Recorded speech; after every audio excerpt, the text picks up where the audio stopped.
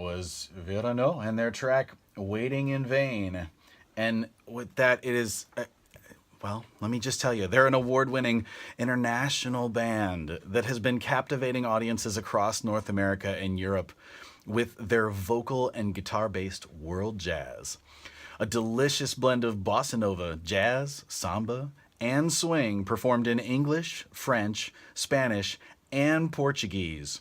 So bring your A game when it comes to the listening because they bring it on 4 different languages. Their recent release, Joie de Vivre, it was the Joy of Living, and a jazz samba project, earned rave reviews and climbed into the top 10 of leading jazz and world music charts, which was an unbelievable accomplishment for these folks that are right here in DC. Veronneau's passion for musical creativity has been honored with awards, grants, and commissions.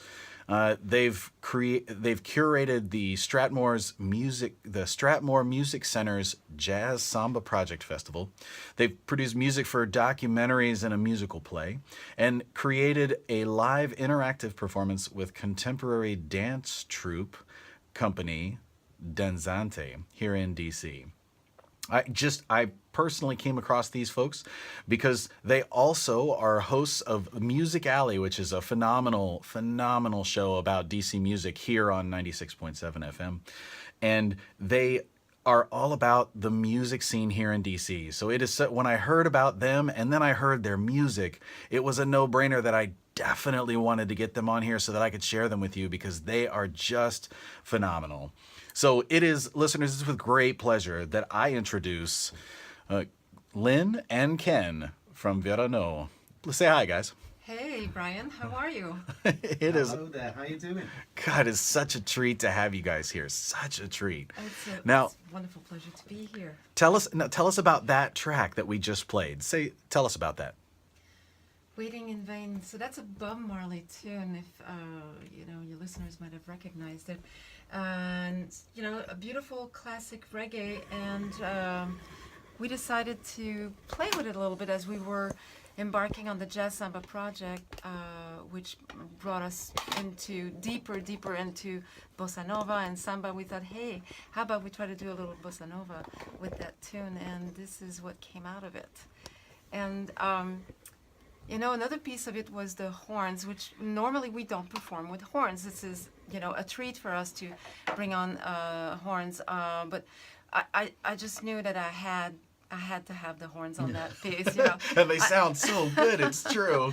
That's Jim McFalls on trombone and Jeff Antoniak on sax, and it's just so lush, I just love it. Wow, yeah, phenomenal track. So tell us about you guys now. So and the band, where did it come from? How did it start? You want to tell again how the band started and all of that? Well, this particular band, because Lynn and I have both been playing music for a long time in Europe and over here in America, and we'd been doing in America a lot of kind of acoustic folk stuff and pop things just as a duo. And we kept on saying, it'd be really nice to play nice venues, decent venues and so on. And maybe even actually get paid and so on. And Lynn had this feeling it's the dream. That jazz could do it. And I met another guitar player, David Rosenblatt. I put off meeting him for a long time because everyone said, you should play with David, he plays guitar. And I kept thinking, he probably knows like 3 Eric Clapton songs and that's it. But, I'm not very hopeful. Some people might think that's status, but apparently that's not status. Okay. Maybe Stairway to Heaven, but just the intro. Oh, okay. And when I actually went round and met David, my jaw dropped. He's just this stunningly good jazz guitar player, particularly in the Brazilian style. He was brought up as a kid in Brazil, and he went back there on a scholarship to study jazz guitar in Brazil. So he brought that Brazilian side to what we do. And we got together very, very quickly, about 6 years ago, something like that. Yeah. And we played our first gig in December. We were in the studio recording the album by March, and it's been non-stop ever since. Wow. And deciding on... now, I know you guys do original music, and then you also you play a lot of covers or great interpretations like that one of great songs that most folks know. Where do the decisions, where does that come from? Who makes those calls? You know, I think the band, everybody together, brings material to the band, and then we decide if we like it, if we can arrange it, and we do the same for the originals too. So you know, it may start from a rhythm, it may start from a riff, it may start from some lyrics, and then we get together and we arrange together, because it's very difficult for one musician who specializes in one instrument to write for everybody convincingly, right? And so I think I appreciate the fact that we're all very open-minded about that. I would never dare try to write a guitar lick. Okay. Yep. And that And- works the other way as well. You know, I'll come up with a great song and lyrics, and Lynn will go, "That's unsinkable. It simply cannot be sung." There's too many words, for instance. And she'll go through there and redline the if and Right. get rid of those Right. extraneous words so that it's pronounceable. Right. That makes sense. And now, what about outside of the band? So we are, outside of band. Tell us about you guys personally. Oh, when we're not playing music. We're married. In case you didn't know, public service announcement. They're taken. Sorry, guys. I like Yep. the vocalist so much. I went and married her. Yeah, you did. And you're lucky man, you. You're a lucky man. Yeah, I always tell people I married. I overachieved in the marriage stakes. You know, it was, You married up, I think I'm I've heard married him up, say. yeah. Yeah. I think Punching he's ahead of my weight or He's whatever. they taking say. advantage of being on the air to say these sweet things. Uh-huh. Absolutely. But So- we do As you music should. full time outside of this. Yes. We do music full time, and we both did have day jobs, and we left about 6 years ago, and things snowballed. So it started off as being, let's just leave. The albums are doing well. Let's just do performance and so on, and look after our little boy.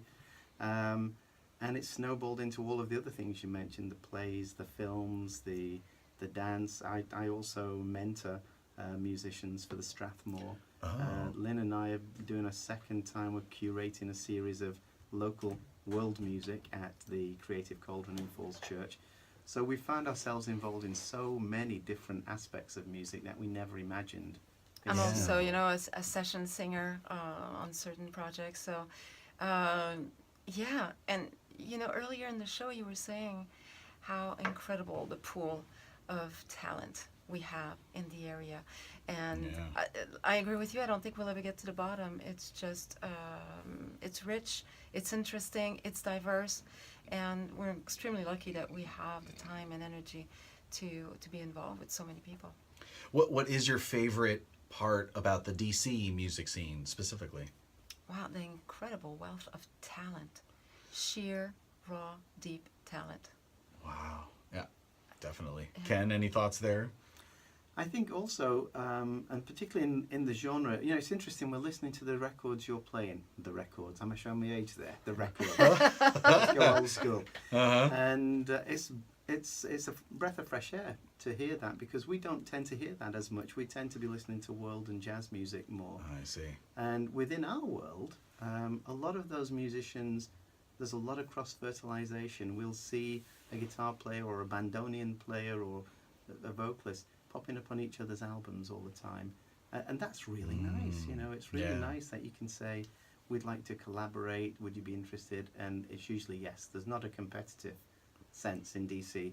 And I have been That's told by awesome. some musicians who've lived and worked professionally in New York Mm-hmm. that they either came back to DC or they came to DC and fell in love with it, because there was the possibility. It was a much less pressured, much less competitive situation. There's work, there's money, not a lot, but there's Yeah. money, and they've really enjoyed either coming back home or setting up home here as musicians. Now, what about the best show you've ever played? What comes to mind? Oh, wow, what comes to mind, that would have to be the Strathmore Music Center's, the large stage there. Yeah, So- it's a big one up there too. That's a big one. and yeah. for those who have never been to the Strathmore that are listening, what is that? Where is that one? What is that one? It's in, is it North Bethesda? Is it Rockville there? It's I North don't- Bethesda, North North Bethesda, Bethesda. Maryland. So Okay. it's just on the outskirts of the northern suburbs of Washington, D.C. And the center is about 10 years old, and it really is a state-of-the-art facility. The sound is phenomenal. It is actually very beautiful. It holds about 2,500 people. And so we've had the opportunity to perform there in in an extravaganza. I call it Lynn's extravaganza. It was Yeah. it was a Jazz Samba Project festival that we had curated, and Ken was deeply involved with the entire 2 weeks of Yeah. workshops and documentaries and exhibits and tons of concerts, of course. And it was the finale, and I thought, I need a big finale. I want a big finale, so I had the whole horn section and some wonderful players. I had a Latino choir, and I had Wow. a samba dancer. Man, it was what a fun. treat. Oh, and the That's fun. harmonica player. We brought in one of the world's top Oh, harmonica yes, players God. from New York, who's played with us a few times. And Wow. he too loves to come down to DC. He jumps on the bus and, when he's not touring in Brazil or Japan or something Wow. Right. to play with us. So we had Hendrik as well, Hendrik Merkin there. And what about a time where you guys tried and failed? Do you want to tell, Ken? Yeah, where we've tried and failed. I think the biggest, the most surprising thing, we went to a venue out in the Shenandoah Mountains, and one thing we do all of the time and always have done is we promote. We really Yeah. do the work. To do the work in this field is so important. You're in a partnership with the venues, and you can assume they're not going to do the promotion. If they do, it's a bonus. So we go to radio, we go to Right. newspapers, we do the social media, we do the whole thing. We did our work out in an area we've never been to in the Shenandoah Mountains.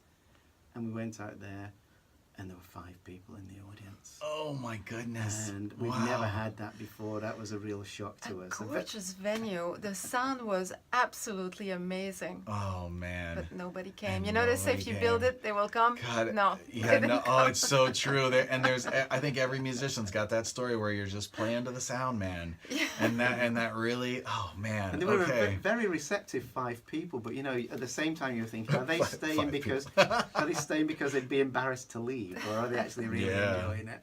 Well, I got one last question that I love to ask, and that's if you had one piece of advice to offer, what would it be? Ken is always about do the work and be diligent and promote and support the venue as much as you are, supporting your audience too. And I'm sorry, I'm speaking for you, Ken, but I would like to add, as a band leader, I support my band. I Yeah. look out for my band. I make sure they have the material that they need to work. I make sure they have schedules. I make sure they know where to go, how to dress, and what to expect. So I like to look out for my band, and Ken likes to look out for the business. For the business. And we do tour. We tour out in Europe, and when we go there, it's like a military operation that we put together. We've got a sheet which says, this is where you need to be at this time. This is the time we'll pick you up in the car. Preparation is key, it sounds Yeah. like. Yeah. Here are the That's- phone numbers of yeah. where we're staying and all the rest of it. So it's, we really do the work in advance for those tours. That's amazing.